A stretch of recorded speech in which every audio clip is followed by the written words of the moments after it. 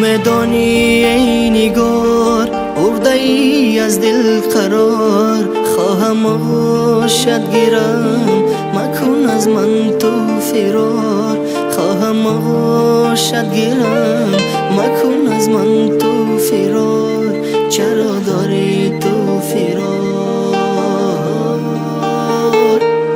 مرا از بحر خدا با دلم مکن جفا، در رهی عهد و وفا عزیزم مکن خطا، مرا و نازنینم مرا و یار جانی بیمان در سینه من همیشه جاودانی، همیشه جاودانی.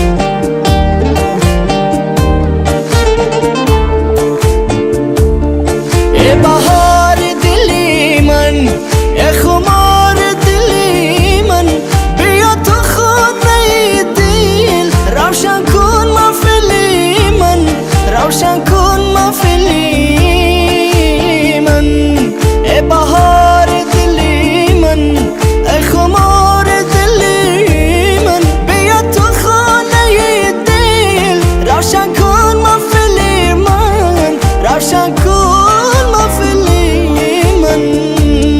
مرا و نازنینم مرا و یار جانی بمان در سینه من همیشه جاودانی، همیشه جاودانی.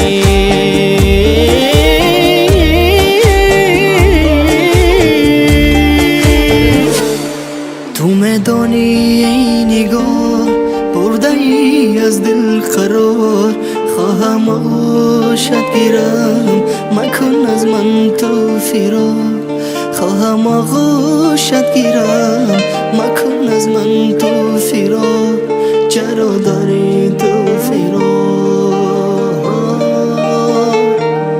چرا داری تو فرار؟